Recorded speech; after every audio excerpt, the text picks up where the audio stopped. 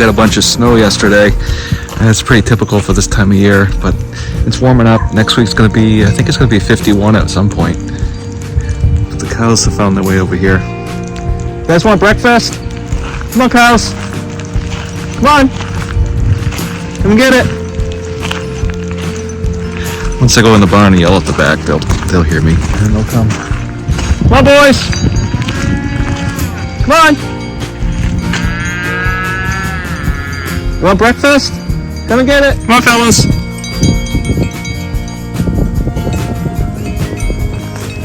Come and get it.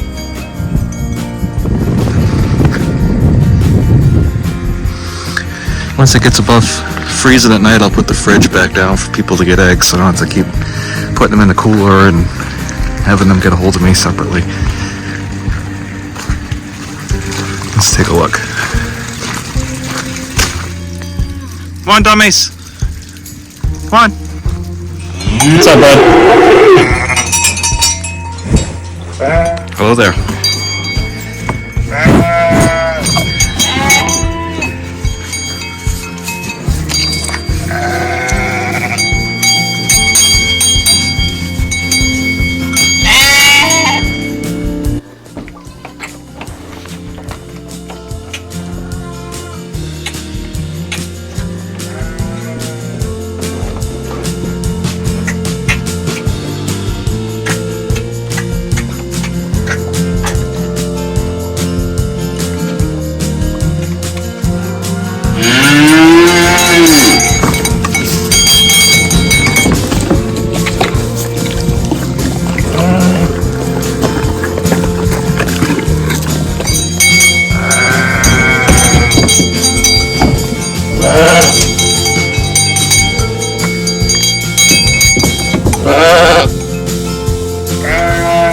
What's up, boys?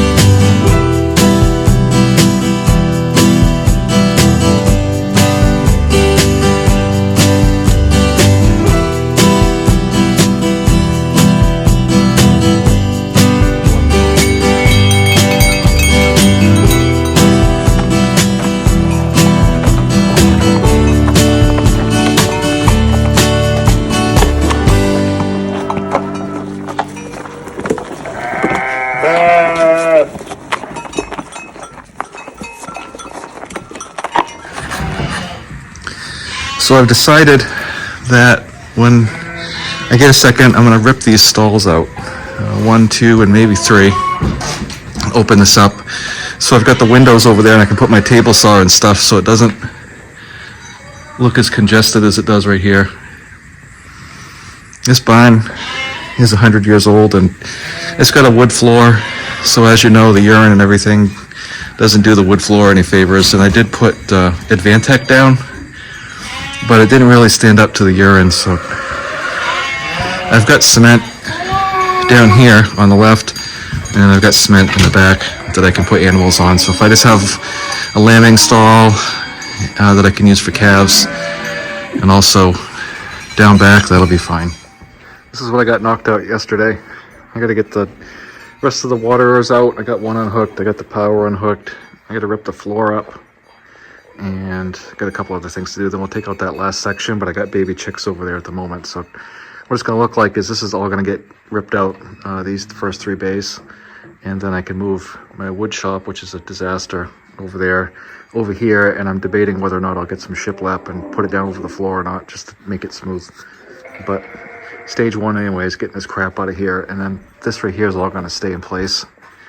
And if you can see, there's a gate over there on the right. You can't quite see it, but it's right over there. I'm going to slide that down so if the animals do get in the hallway, they won't get too far out of hand. And then again, I've got cement floor here, so I'm going to make a little stall here for the calves when I get them, and or ewes that are about ready to lay them out.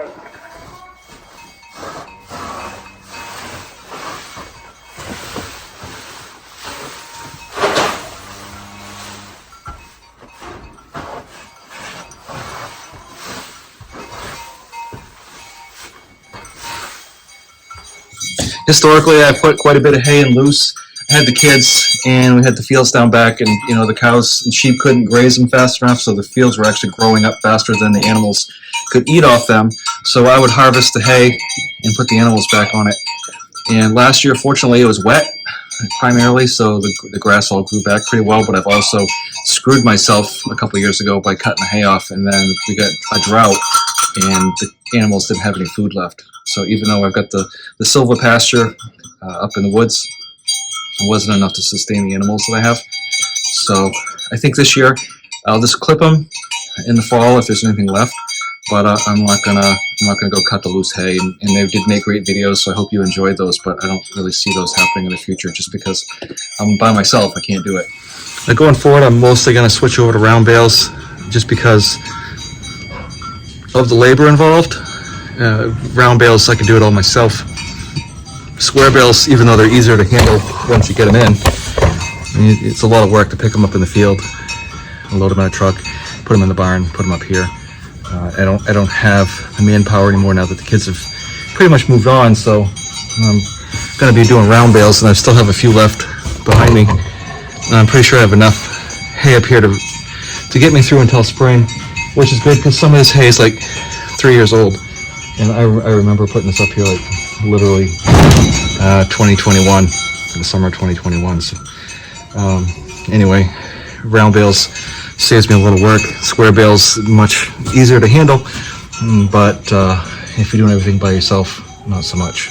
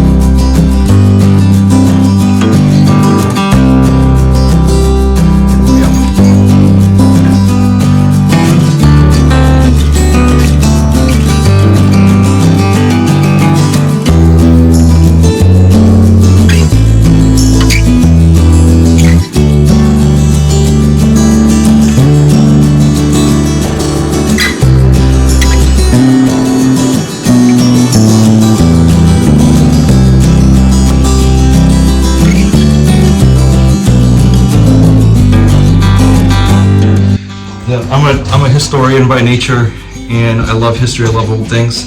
And this was a tie-up barn for dairy cows when it was built, and that was just the way that it was.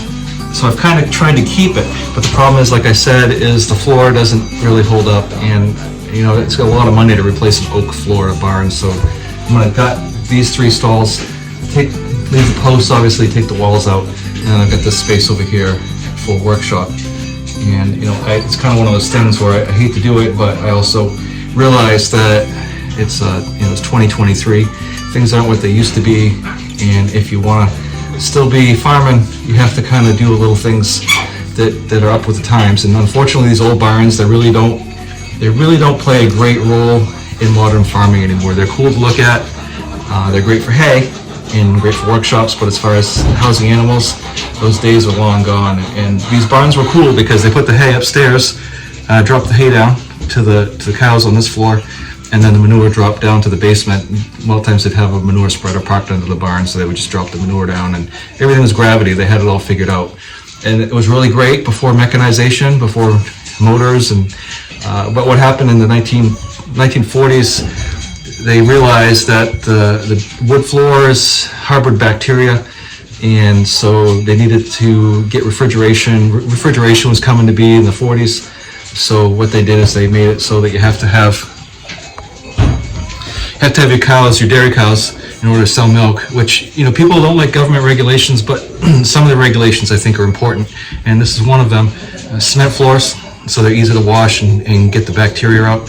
At least where you milking the cows, you don't have to keep the cows on the cement floor, but the milking area has to have a cement floor, so it's sanitized.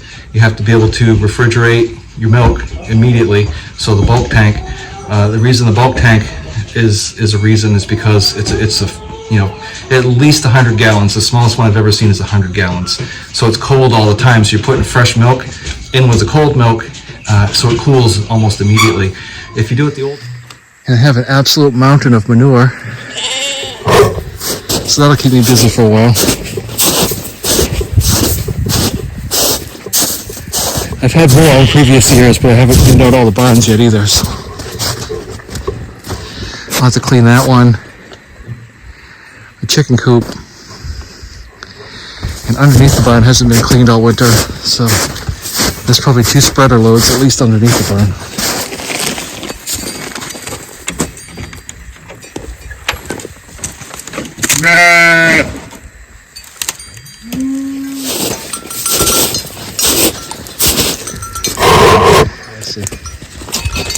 Let's see what happened.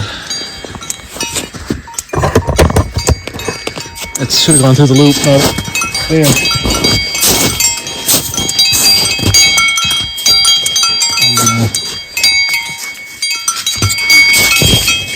Gloves insulated it. Yeah. That's fine. I think they look pretty good.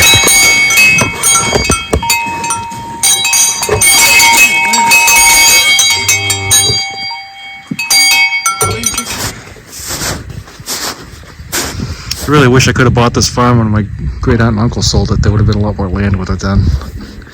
Such is life. It is what it is. I didn't have any control over it. I'm fortunate to have what I got. So there's 60 acres still. Snow's pretty deep.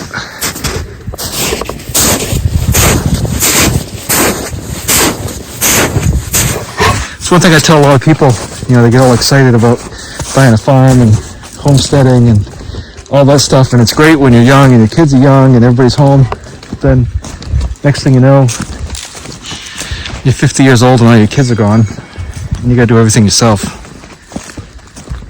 and everything suddenly gets really overwhelming very fast.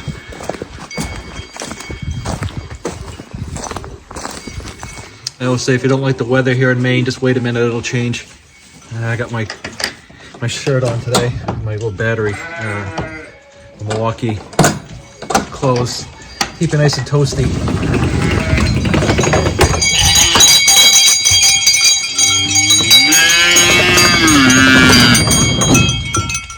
So everybody's out.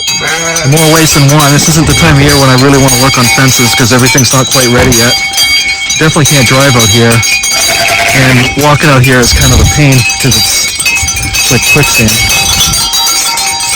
But they've knocked the power over the winter. Even though I had the electric fence on between the branches falling down and everything else, some of the electric fence, the poly rope came off, and consequently they chewed it. And then they pulled on it.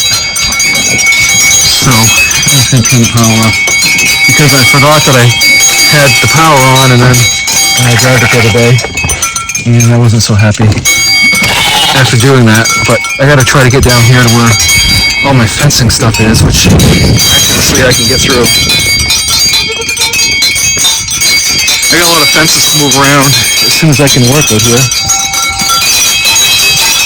I want to change this one and move their whole yard down from back of the barn away from the buildings, so next year there won't be. But regardless, they have bales because, like I've said before, there's just so much conservation land out here, thousands of acres, and brown cows, when they get loose at night, and generally in some kind of a rainstorm, and trying to find a bedded down brown cow at night is super not fun. So consequently, they have bells.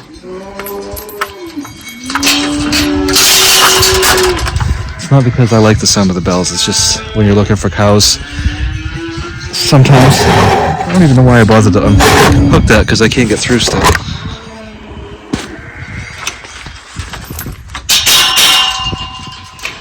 So I gotta climb it.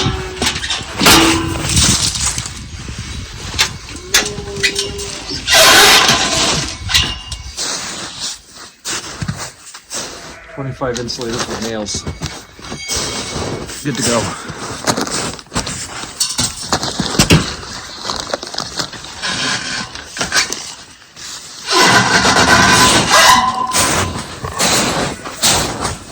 Just seems like so much stuff got broken over the winter. I'm gonna be busy for a long time. There's still quite a bit of snow left, if you can see it, and the shade is still here pretty much.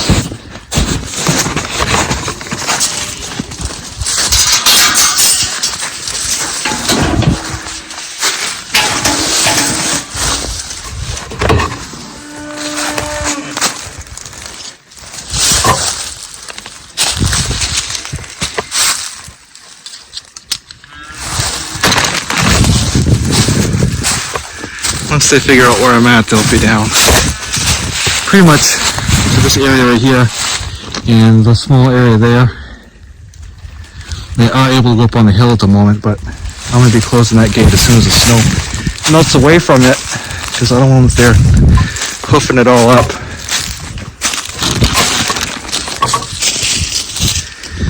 This here is one of the insulators, but you can see it's broken.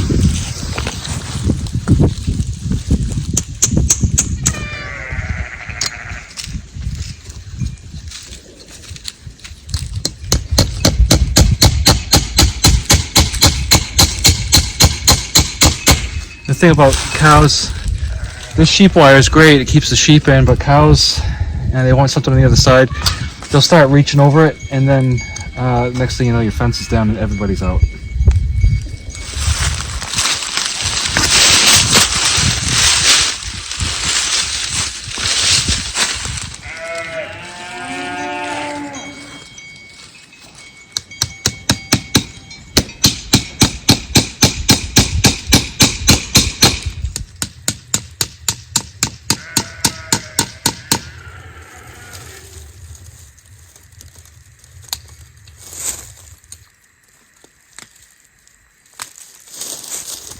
Alright, so hopefully it's clear down that way, because it goes forever.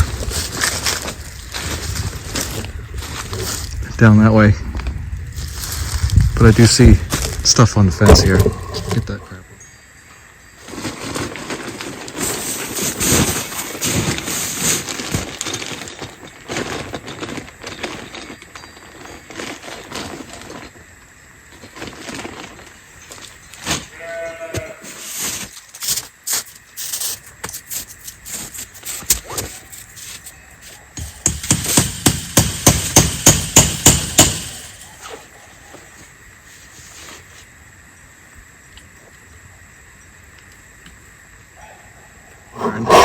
not underneath the barn, but the lower windows, I put shingles under. I recased every one of those windows a few years ago. The shingles are finally weathered to the same condition as the rest of them, but the top, when my great uncle was here, he had broilers back when the chicken industry was huge up in Maine, and so he'd put extra windows up there, but the sunlight on the hay makes it yellow, so I boarded those all up and covered it, so it hasn't quite weathered yet. But I've got to replace a lot of the shingles on the end of the barn because the cows ate them off. I have to get one of those bolus things next time I go to Tractor Supply and call it magnet the cows, I guess, 'cause they've been eating all those shingles.